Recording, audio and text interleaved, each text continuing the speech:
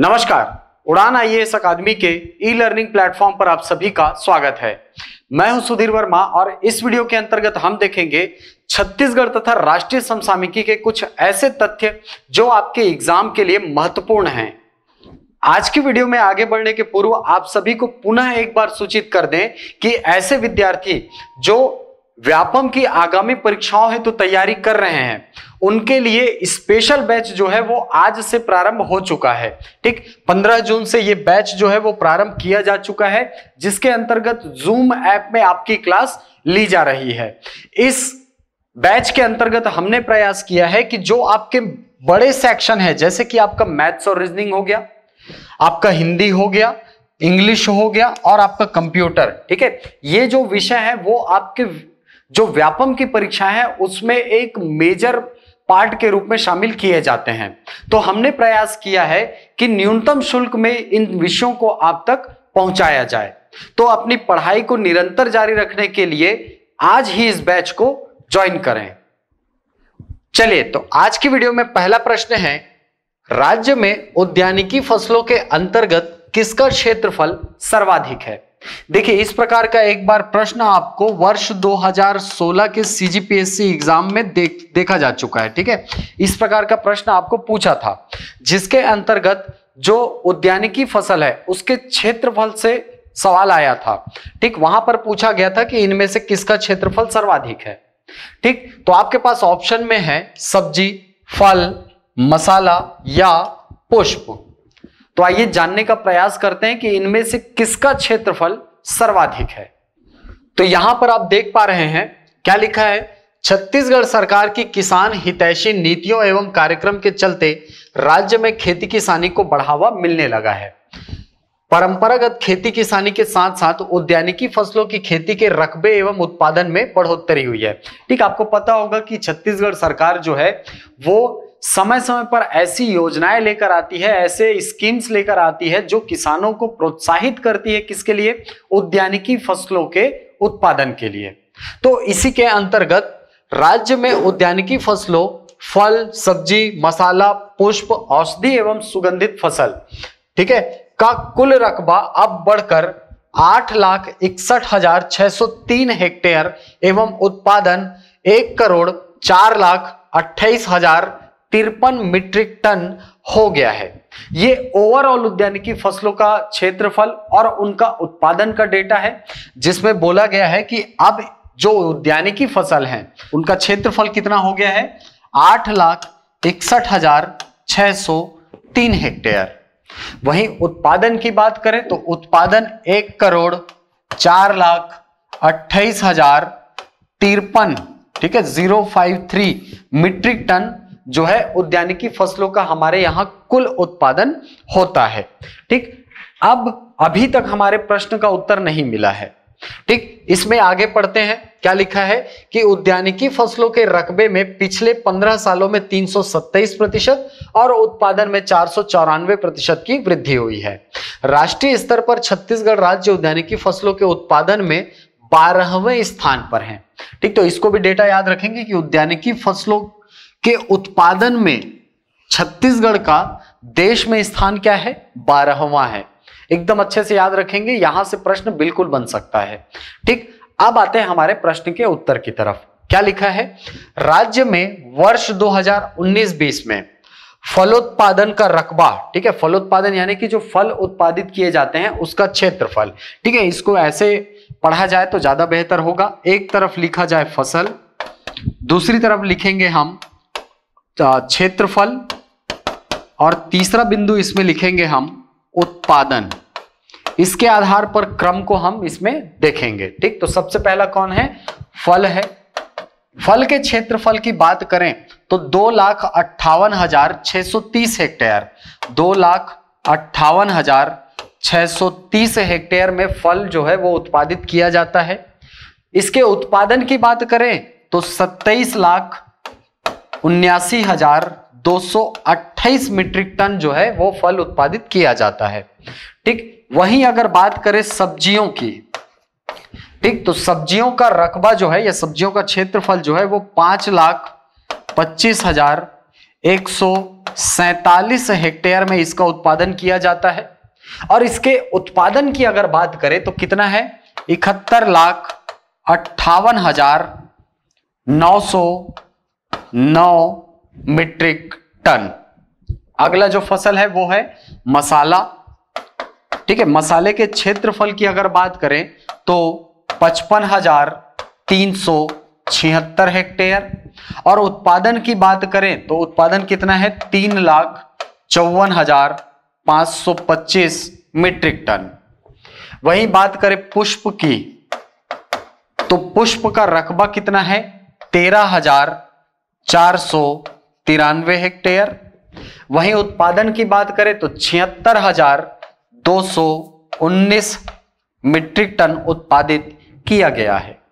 वहीं बात करें औषधि एवं अन्य सुगंधित फसल, ठीक है, औषधि एवं अन्य सुगंधित फसल की, तो इसका क्षेत्रफल है 8,957 हेक्टेयर। और उत्पादन की बात करें तो 59,172 मीट्रिक टन औषधि एवं अन्य सुगंधित फसलों का उत्पादन किया जाता है। अब देखिए यहां से प्रश्न किस किस प्रकार से पूछे जाने की संभावना बनती है। सबसे पहला प्रकार होता है ऐसा, आपको पूछेगा कि इसके अंतर्गत, ठीक है, उद्यानिकी फसलों के अंतर्गत किसका क्षेत्रफल सर्वाधिक है। तो यहां से जब आप एनालिसिस करेंगे तो आपको पता चलेगा कि उत्पादन में सबसे पहला स्थान किसका है, सब्जी का है। ठीक, दूसरा स्थान किसका है, फलों का है। तीसरे स्थान पर मसाले हैं, चौथे स्थान पर पुष्प हैं और पांचवें स्थान पर औषधि एवं अन्य सुगंधित फसल हैं। यह क्षेत्रफल के आधार पर। ठीक, आपको एक प्रश्न यहां से ऐसे घुमा सकता है कि आपको ये 5 ऑप्शन दिए रहेंगे, बोलेगा कि इनको इनके क्षेत्रफल के आधार पर बढ़ते क्रम में या घटते क्रम में जमाइए। ठीक, तो एक प्रकार मैंने आपको बताया कि प्रश्न जो है वो डायरेक्ट आपको सर्वाधिक से पूछ सकता है कि सर्वाधिक क्षेत्रफल किसका है या किसका उत्पादन सर्वाधिक होता है। ठीक, दूसरा तरीका इसमें यहां से पूछ सकता है कि इसमें बोलेगा कि किसका उत्पादन जो है वो सर्वाधिक होता है, किसका क्षेत्रफल सर्वाधिक है, फसलों के नाम दे देगा आपको, बोलेगा कि इनको बढ़ते क्रम में या घटते क्रम में जमाइए। ठीक, तो यहां से बहुत सारे पैटर्न के क्वेश्चन आपको संभावित हैं। ठीक, एक पैटर्न मैंने आपको बताया, दूसरा पैटर्न नाम दे देगा आपको फसल का, बोलेगा कि इनको बढ़ते क्रम या घटते क्रम में जमाइए, या तो आपको आधार देगा क्षेत्रफल के आधार पर जमाइए या उत्पादन के आधार पर जमाइए। ठीक, तो चलिए फिलहाल तो अभी देखते हैं इस प्रश्न में। तो इस प्रश्न में आप देखेंगे कि सबसे ज्यादा क्षेत्रफल किसका है, सब्जी का है, उसके बाद फल का है, फिर मसाले का है, फिर पुष्प का और फिर औषधि एवं अन्य फसलों का है। ठीक, वहीं बात करें उत्पादन के क्षेत्र में तो उत्पादन में आप देखेंगे कि सबसे प्रथम नंबर पर कौन है, सब्जी है, दूसरे नंबर पर फल है, तीसरे नंबर पर आपका मसाले हैं, चौथे नंबर पर पुष्प और पांचवें नंबर पर है आपका औषधि एवं अन्य सुगंधित फसलें। ठीक, तो यहां से आप एक कंक्लूजन निकाल सकते हैं कि क्षेत्रफल में भी वही क्रम है और उत्पादन में भी सेम क्रम है। ठीक है, सब्जी का क्षेत्रफल भी सर्वाधिक, उत्पादन भी सर्वाधिक, दूसरे नंबर पर फल है तो उत्पादन में भी है। ठीक, तो इस प्रकार से ये क्रम जो है वो बना हुआ है। ठीक, तो प्रश्न के अनुसार आपका आंसर क्या होगा, किसका क्षेत्रफल सर्वाधिक है, सब्जी का सर्वाधिक है। तो आपका आंसर हो जाएगा ऑप्शन नंबर ए। चलते हैं अगले प्रश्न की तरफ। चलिए अगला प्रश्न है, हाल ही में किसने छत्तीसगढ़ टूरिज्म बोर्ड के प्रबंध संचालक के रूप में कार्यभार ग्रहण किया है। ठीक, ऑप्शन है आपके पास श्री यशवंत कुमार, श्री मनोज पिंगुआ, श्री विवेक आनंद या श्री सुधांशु वर्मा। तो आइए जानने का प्रयास करते हैं कि छत्तीसगढ़ टूरिज्म बोर्ड के नए प्रबंध संचालक के रूप में किन्होंने पदभार ग्रहण किया है। तो यहां पर आप देख पा रहे हैं लिखा है छत्तीसगढ़ टूरिज्म बोर्ड के प्रबंध संचालक का कार्यभार ग्रहण किया श्री यशवंत कुमार ने। ठीक, यहां से आपके प्रश्न का उत्तर मिल जाता है। आपके प्रश्न का उत्तर क्या हो जाएगा, श्री यशवंत कुमार। ठीक, देखिए नव नियुक्तियों से प्रश्न जो है वो आपको एग्जाम में पूछता है, तो इसको आप अच्छे से याद रखेंगे। चलते हैं अगले प्रश्न की तरफ। चलिए अगला प्रश्न है, राजीव गांधी किसान न्याय योजना के अंतर्गत वर्ष 2020 में किसानों को 4 किश्तों में कुल कितनी राशि का भुगतान किया गया। ठीक, आपको पता होगा कि राजीव गांधी किसान न्याय योजना जो है वर्ष 2020 में प्रारंभ हुआ था 21 मई को। ठीक है, 21 मई 2020 को ये योजना जो है प्रारंभ किया गया था। उद्देश्य क्या था इसका? सबसे बड़ा उद्देश्य था, देखिए राज्य सरकार जब सत्ता में आई थी तो उसने कृषकों से यह वादा किया था कि वो किसानों का धान जो है वो 2500 रुपए प्रति क्विंटल की दर से खरीदेगी। ठीक है, लेकिन उस समय केंद्र सरकार द्वारा निर्धारित जो मूल्य था वो 1835 और 1815 रुपए था प्रति क्विंटल। ठीक है, ए ग्रेड धान के लिए 1835 और सामान्य धान के लिए 1815 रुपए। ठीक, अब राज्य सरकार ने वादा किया है कि वो 2500 रुपए देगी। तो इस स्थिति में ये जो बचे हुए पैसा है, ठीक है, बचा हुआ जो पैसा है इनका अंतर करेंगे तो 685 रुपए लगभग आता है। ठीक है, 685 रुपए प्रति क्विंटल आता है। ठीक, तो इस 685 रुपए को किसानों के खातों में कैसे पहुंचाया जाए? तो इसी के लिए एक कमेटी बनाई गई थी श्री रविंद्र चौबे जी की अध्यक्षता में। इसको भी याद रखेंगे, श्री रविंद्र चौबे जी की अध्यक्षता में एक कमेटी बनाई गई और उसने ये निर्णय दिया या उसने ये अनुशंसा की कि भाई ये जो पैसा है वो किसानों के खातों में एक योजना के अंतर्गत पहुंचाया जाए, यानी कि एक योजना चलाई जाए और किसानों को 685 रुपए प्रति क्विंटल की दर से भुगतान किया जाए।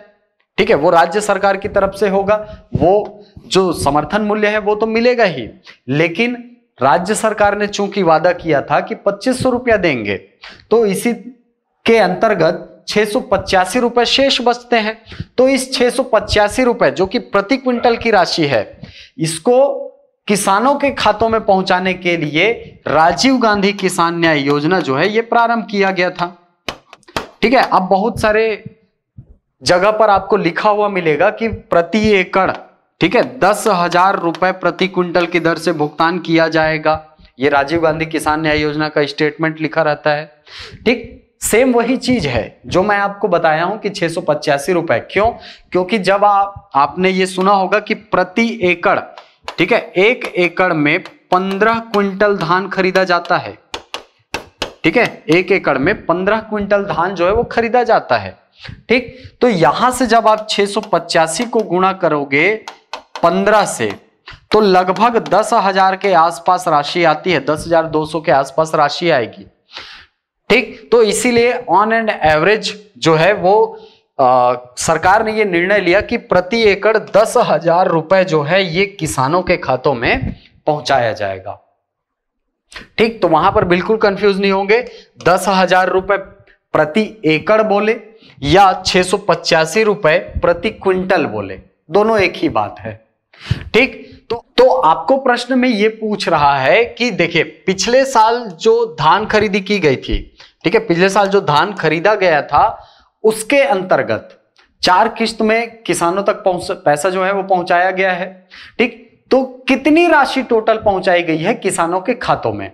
ऑप्शन है आपके पास 3,671 करोड़ रुपए, 6,784 करोड़ रुपए, 5,628 करोड़ रुपए या 4,568 करोड़ रुपए।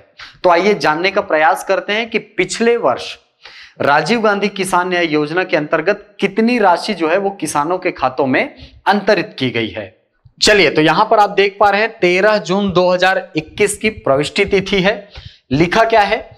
किसानों के विकास के लिए मील का पत्थर है राजीव गांधी किसान न्याय योजना। मुख्यमंत्री जी का यह स्टेटमेंट है। ठीक, लिखा क्या है कि राजीव गांधी किसान न्याय योजना 2020 में साल भर के भीतर 18.45 लाख किसानों को 4 किश्तों में 5,628 करोड़ रुपए की राशि जो है वो अंतरित की गई है। ठीक, तो यहां से एक फैक्ट और निकल के आता है कि इस योजना में वर्ष 2020 के दौरान कितने किसान लाभान्वित हुए? तो कितने लोग? 18.45, ठीक है, 18.45 लाख किसान जो है वो इस योजना से लाभान्वित हुए। और कितनी राशि पहुंचाई गई? 5,628 करोड़ रुपए जो है वो किसानों के खातों में 4 किस्तों के माध्यम से अंतरित किया गया है।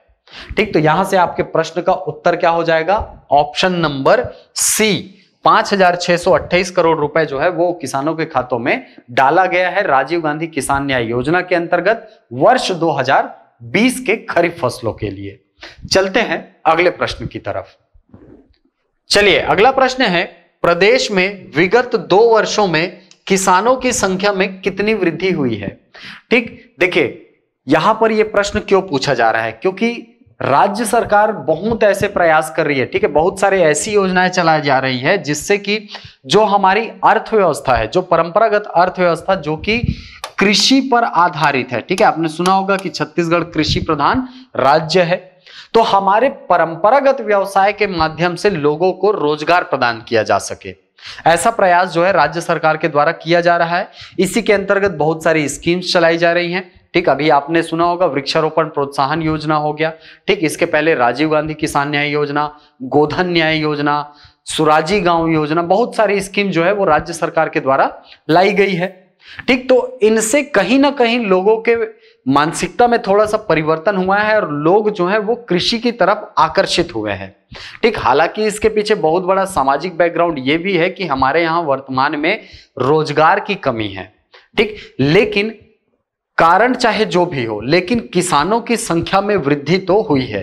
ठीक, तो आपको प्रश्न में पूछ रहा है कि पिछले 2 साल में किसानों की संख्या में कितनी वृद्धि हुई है। ऑप्शन है आपके पास 3,75,000 किसान, 5,50,000, 6,50,000 या 3,50,000। तो आइए जानने का प्रयास करते हैं कि कितने बढ़े हैं किसानों की संख्या। तो चलिए यहां पर आप देख पा रहे हैं, ठीक, 13 जून 2021 की प्रविष्टि तिथि है। इसमें लिखा है कि इसमें जब आप 5वें पॉइंट पहुंचेंगे तो लिखा है प्रदेश में विगत 2 वर्षों में किसानों की संख्या 5,50,000 बढ़ी है। ठीक है, 5,50,000, इसको ऐसा भी लिख सकता है ना, 5,50,000 किसानों की संख्या में क्या हुई है, हमारे यहां वृद्धि हुई है। ठीक, तो यहां से आपका आंसर क्या हो जाएगा, ऑप्शन नंबर बी, 5,50,000। चलते हैं अगले प्रश्न की तरफ। चलिए अगला प्रश्न है, कोदो कुटकी का समर्थन मूल्य प्रति क्विंटल कितना निर्धारित किया गया है। ठीक, आपको पता होगा कि छत्तीसगढ़ का जो दक्षिणी हिस्सा है, जो बस्तर संभाग वाला हिस्सा है, वो कोदो कुटकी के उत्पादन के लिए प्रसिद्ध है। ठीक है, वहां पर मोटे अनाजों की खेती की जाती है। ठीक, तो उन्हीं को प्रोत्साहित करने के लिए हाल फिलहाल में जो कोदो कुटकी है उसके न्यूनतम समर्थन मूल्य को क्या किया गया है, बढ़ाया गया है। तो आपको प्रश्न में पूछ रहा है कि इसकी राशि कितनी कर दी गई है। ऑप्शन है आपके पास 2,500 रुपए, 3,000 रुपए, 3,500 रुपए या 4,000 रुपए। ठीक, आइए देखते हैं कि कितना कर दिया गया भाई इसकी राशि को। तो यहां पर जब आपको पीडीएफ तो मिलेगा ही, लेकिन इस क्वेश्चन में आप ध्यान देंगे कि जो अंतिम लाइन है यहां पर आपके प्रश्न का उत्तर दिया है। ठीक, यहां पर जब आप पढ़ेंगे तो लिखा है कि छत्तीसगढ़ सरकार ने कोदो कुटकी का न्यूनतम समर्थन मूल्य 3,000 रुपए प्रति क्विंटल निर्धारित किया है। तो यहां से आपका उत्तर क्या हो जाएगा, 3,000 रुपए। ठीक, 3,000 रुपए निर्धारित किया गया है कोदो कुटकी का समर्थन मूल्य। ठीक, चलते हैं अगले प्रश्न की तरफ। चलिए अगला प्रश्न है, नीति आयोग के राज्यों की प्रगति संबंधी सतत विकास लक्ष्यों के लिए सूचकांक। ठीक है, इसको याद रखिएगा, इसका नाम है एसडीजी इंडिया इंडेक्स। ठीक है, हाल ही में ये 2021 जारी किया गया है। ठीक है, 2020 के लिए इसको जारी किया गया है। ठीक, तो आपको प्रश्न में पूछ रहा है कि ये जो रिपोर्ट जारी की गई है इसके अंतर्गत किस बिंदु में छत्तीसगढ़ ने प्रथम स्थान प्राप्त किया है। ठीक, पिछले वीडियोस में मैं इसके संबंध में बात कर चुका हूं और आपको बता चुका था इस इंडेक्स के बारे में, ये कौन कौन से बिंदुओं के पर जारी किया जाता है और छत्तीसगढ़ की वर्तमान में स्थिति क्या है। तो इस प्रश्न का उत्तर हमको कमेंट बॉक्स में दीजिए कि वर्तमान में किस बिंदु में छत्तीसगढ़ ने प्रथम स्थान प्राप्त किया है। हम चलते हैं अगले प्रश्न की तरफ। चलिए अगला प्रश्न है, वर्तमान खरीफ सीजन में फसलों की बुआई का कुल क्षेत्रफल कितना प्रस्तावित है।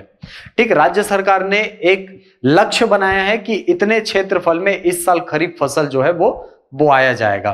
ठीक, ऑप्शन है आपके पास 48,20,000 हेक्टेयर, 57,30,000 हेक्टेयर, 53,29,000 हेक्टेयर या 58,90,000 हेक्टेयर। तो आइए जानने का प्रयास करते हैं कि इस वर्ष खरीफ फसल के लिए कितना क्षेत्रफल जो है वो लक्षित किया गया है। चलिए, तो यहां पर आप देख पा रहे 3 जून 2021 की प्रविष्टि तिथि है। लिखा क्या है, अब की खरीफ में मक्का के रकबे में 25 तथा अन्य अनाज के फसलों की रकबों में 43% की बढ़ोतरी जो है वो प्रस्तावित है। ठीक, इसको पढ़ेंगे आगे तो क्या लिखा है, खरीफ सीजन 2021 में धान, मक्का और अन्य अनाज सहित दलहनी, तिलहनी एवं अन्य फसलों की बुआई को लेकर कृषि विभाग द्वारा नए सिरे से लक्ष्य का निर्धारण किया गया है। ठीक, कृषि मंत्री श्री रविंद्र चौबे ने कहा कि इस साल खरीफ सीजन में फसलों की बुआई का कुल रकबा 48,20,000 हेक्टेयर प्रस्तावित है, जो गत वर्ष 48,07,640 हेक्टेयर के बोनी की तुलना में लगभग 13,640 हेक्टेयर अधिक है। ठीक, तो यहां से आपके 3 फैक्ट निकल के आते हैं। पहला, वर्ष 2021 के लिए कितना प्रस्तावित है, 48,20,000। वही बात करें पिछले वर्ष की, तो पिछला वर्ष कितना था, 48,07,640 हेक्टेयर। ठीक, और बोले कि कितना क्षेत्रफल अधिक है, तो कितना अधिक है, तो इस 13,640 हेक्टेयर जो है वो अधिक है। ठीक, ये डेटा है यहां पर लिखा हुआ है। ठीक, तो आपका आंसर क्या हो जाएगा यहां से, ऑप्शन नंबर ए, 48,20,000 हेक्टेयर जो है ये प्रस्तावित है इस खरीफ सीजन के अंतर्गत फसलों के क्षेत्रफल में। चलते हैं अगले प्रश्न की तरफ। अगला प्रश्न है, हाल ही में पर्वतारोही नैना सिंह धाकड़ ने माउंट एवरेस्ट को फतह किया। पिछले वीडियो में मैंने बताया था आपको, वे ऐसा करने वाली राज्य की किस क्रम की पर्वतारोही हैं। ठीक है, यानी कि माउंट एवरेस्ट पर चढ़ने वाली वो छत्तीसगढ़ की किस क्रम की महिला है। ऑप्शन है आपके पास, पहली, दूसरी, तीसरी या चौथी। तो आइए जानते हैं इसके बारे में। यहां पर आप देख पा रहे हैं क्या लिखा है, मुख्यमंत्री श्री बघेल से मुलाकात के दौरान पर्वतारोही नैना सिंह धाकड़ ने बताया कि वे जगदलपुर जिला मुख्यालय से 17 किलोमीटर दूर टाकरागुड़ा गांव की निवासी हैं। ठीक, वे वर्ष 2010 से पर्वतारोहण से जुड़ी हैं। एनएसएस के जरिए इसकी शुरुआत हुई। उन्होंने बताया कि 1 जून को दुनिया की सबसे ऊंची चोटी माउंट एवरेस्ट को फतह करने के पहले 23 मई को 8,516 मीटर ऊंची माउंट लोहत्से में भी उन्होंने सफलतापूर्वक चढ़ाई की है। इन दोनों ही चोटियों को फतह करने वाली वे देश की दूसरी महिला पर्वतारोही हैं। ठीक है, यानी कि अगर बात करें कि ऐसी महिला जिसने दोनों चोटियों के ऊपर फतह प्राप्त की है, माउंट एवरेस्ट और माउंट लोहत्से, तो उस क्रम में जो नैना सिंह धाकड़ हैं उनका स्थान क्या है, वो दूसरे क्रम पे हैं। ठीक, उन्होंने बताया कि एवरेस्ट पर फतह करने वाली राज्य की दूसरी महिला है।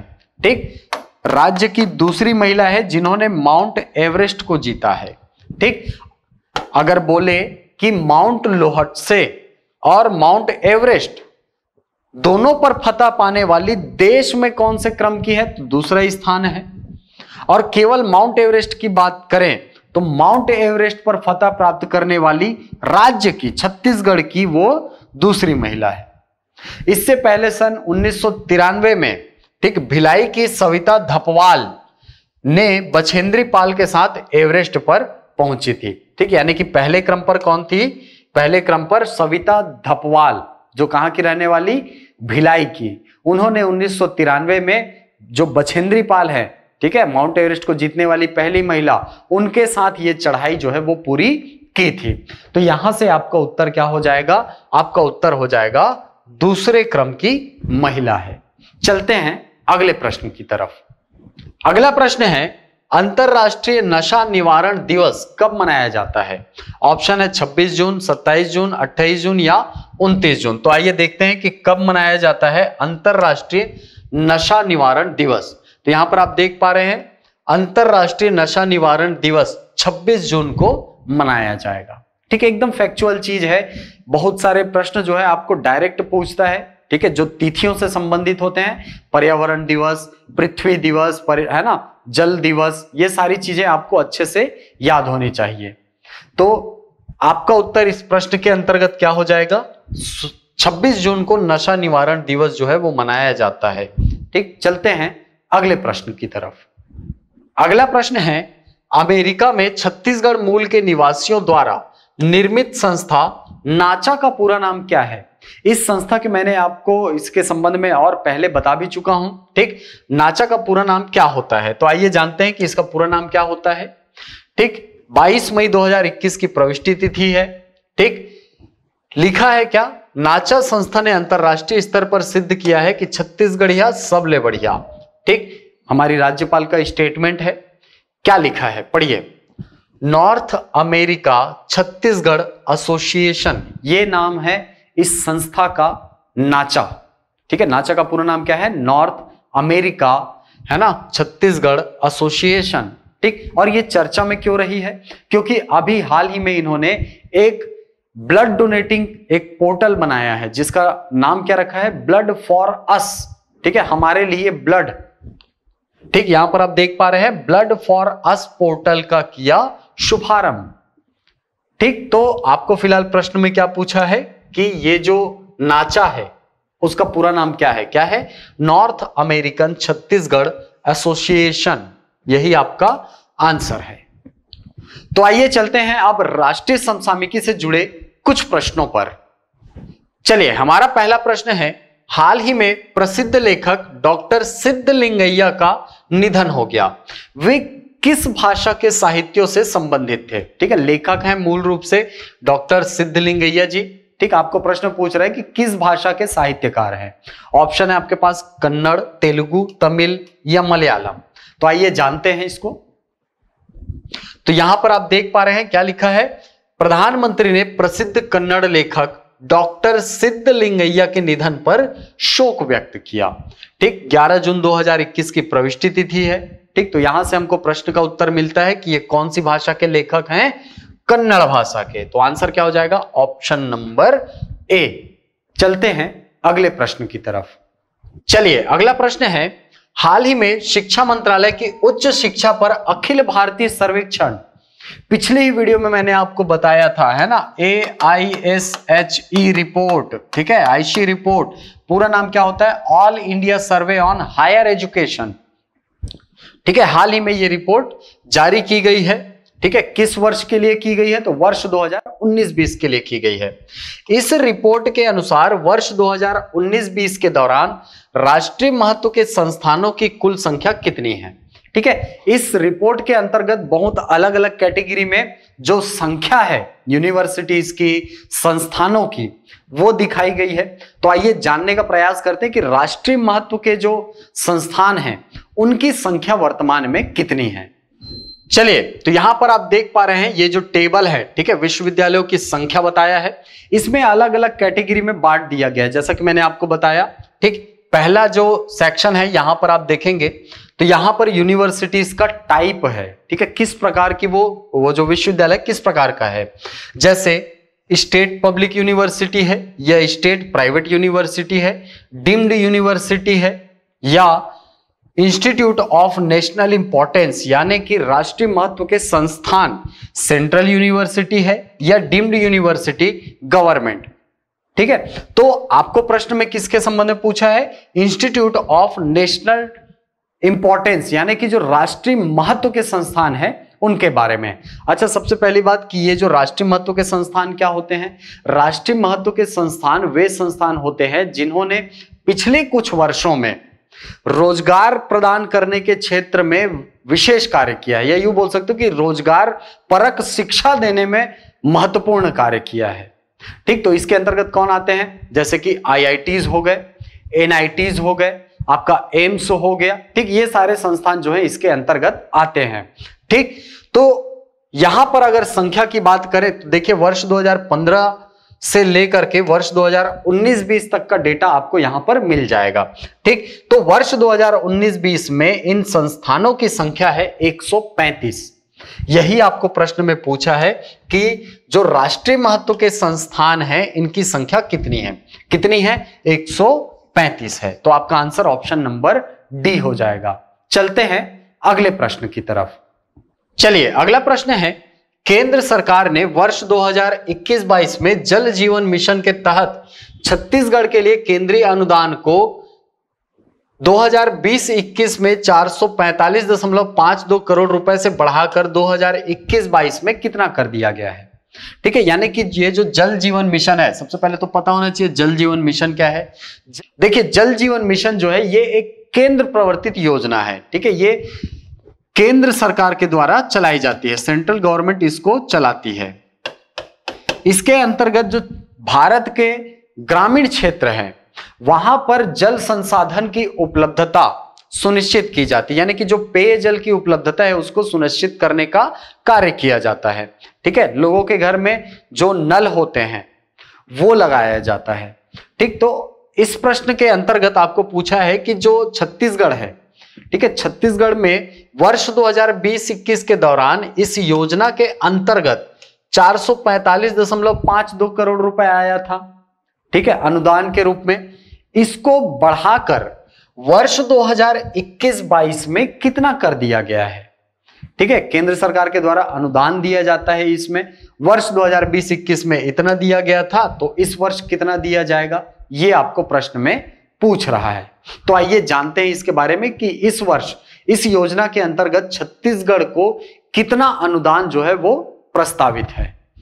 तो यहां पर आप देख पा रहे हैं 11 जून 2021 की प्रविष्टि तिथि है। लिखा क्या है, छत्तीसगढ़ में 2023 तक सभी ग्रामीण घरों तक नल जल का कनेक्शन पहुंचाने के लिए एक प्रमुख प्रयास के तहत केंद्र सरकार ने जल जीवन मिशन के अंतर्गत 1909 करोड़ रुपए का अनुदान आवंटित किया है।